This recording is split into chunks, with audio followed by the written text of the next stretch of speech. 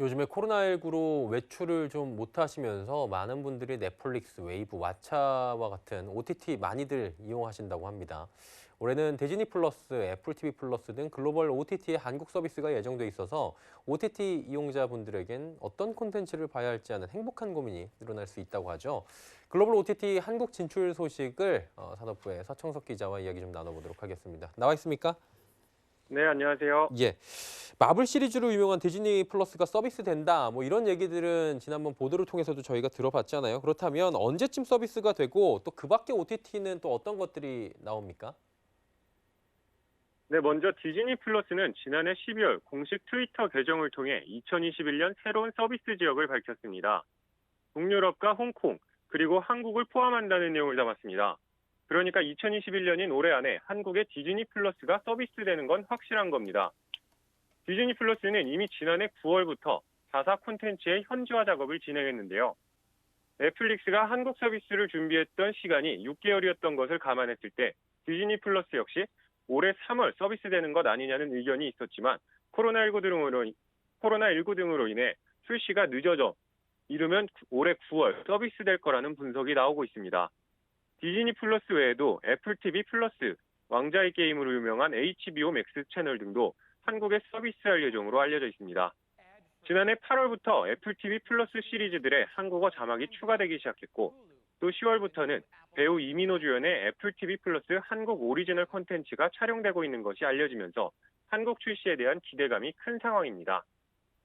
애플 TV 플러스 역시 정확한 시기는 정해지지 않았지만 올해 상반기 중 서비스를 시작할 것으로 예상하고 있습니다.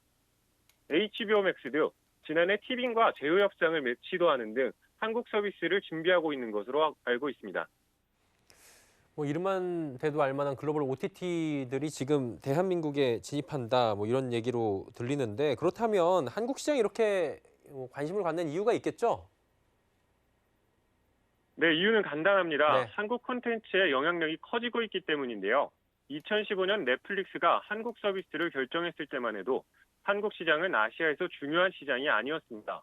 주로 일본과 호주, 중국 등이 주요 시장이었는데 막상 넷플릭스가 한국 시장에 진출해보니 상황이 다르다는 걸 느낀 겁니다. 아시아 시장 공략을 위해 잠시 머무르는 것 정도라고 생각했던 한국 시장이 아시아 시장 공략을 위한 전진기지였다는 걸 깨닫게 된 건데요.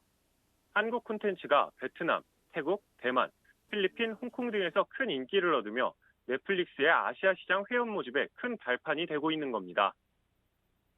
실제 지난해 12월 공개된 한국 드라마 스위트홈은 한국을 포함한 필리핀, 대만, 태국, 베트남 등 아시아 8개국에서 넷플릭스 TV쇼 차트 1위에 올랐고 세계 TV쇼 순위에서도 한국 드라마는 꾸준히 상위권을 유지하고 있습니다.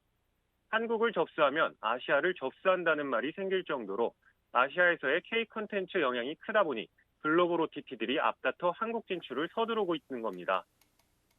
뭐 한마디로 대한민국의 위상이 올라갔기 때문이다. 이렇게 정리가 될 것 같은데요. 글로벌 OTT들 쭉 설명을 해주셨는데 유명한 건 알겠는데 각각의 특징이 좀 궁금하긴 해요. 좀 특징을 짚어주시면 좋을 것 같습니다. 네, 디즈니 플러스는 설명이 필요 없는 콘텐츠 공룡입니다.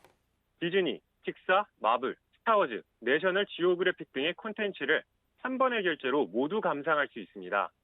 특히 2021년에는 국내 큰 인기를 얻은 마블 영화 시리즈의 스핀오프 드라마가 공개될 예정인데요.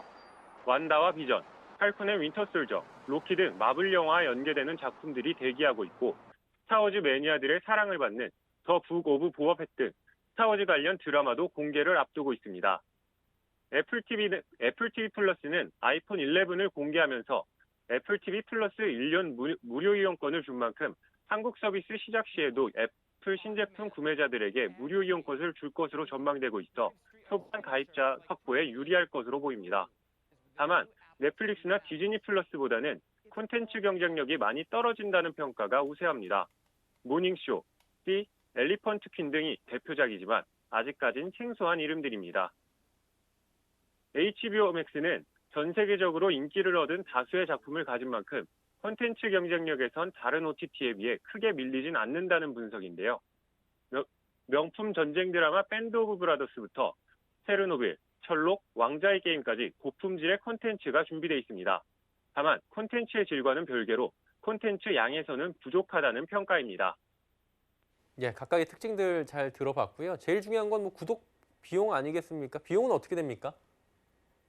네, 요금에 대해 쉽게 알아보기 위해 예, 한국에 서비스하고 있는 넷플릭스 요금을 함께 보면서 말씀드리겠습니다. 예, 현재 넷플릭스에서 가장 저렴한 베이직 요금제는 8.99달러입니다.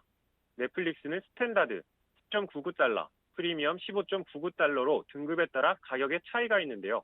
디즈니 플러스는 등급 구분 없이 월 6.99달러입니다. 애플 TV는 월 구독료가 가장 저렴한 4.99달러이고 반대로 HBO 맥스는 월 14.99달러로 넷플릭스 프리미엄 요금제 다음으로 비싼 가격을 형성하고 있습니다. 예, 가격들 정리를 넷플릭스 기준으로 한번 해봤고요. 지금 글로벌 OTT 얘기 쭉 해주셨잖아요. 우리 토종 OTT 업계들도 있는데 국내 업계들은 어떤 준비하고 있습니까? 국내 OTT 사용자 중 절반이 조금 넘는 약 52%가 넷플릭스를 사용하고 있는 만큼 현재도 토종 OTT들은 힘든 상황인데요. 디즈니 플러스나 애플 TV 플러스, HBO 맥스 등 글로벌 OTT 가세로 토종 OTT의 경쟁은 더욱 치열해질 것으로 보입니다. 웨이브, 왓챠 등은 오리지널 콘텐츠에 대한 투자를 더욱 늘려 콘텐츠 경쟁력을 키우겠다는 계획을 밝혔습니다. 웨이브는 오리지널 콘텐츠 제작에 3년에서 4년간 3천억 원을 투자한다고 밝혔고 왓챠도 그동안 독점 콘텐츠 제공을 벗어나 왓챠 오리지널 콘텐츠 제작에 나설 것이라고 말했습니다. 오리지널 콘텐츠로 구독자 수를 확보한다는 계획인데요. 다만 과학기술정보통신부, 문화체육관광부, 방송통신위원회 등 OTT 산업의 주도권을 잡기 위한 싸움에서 나오는 중복 규제, 음악 저작권 문제 등 해결되지 않은 점이 약점으로 적용될 전망입니다. 예, 글로벌 OTT 한국 시장 진출 관련 이야기들 상세히 들어봤고요. 서청석 기자와 함께했습니다. 고맙습니다. 네, 감사합니다.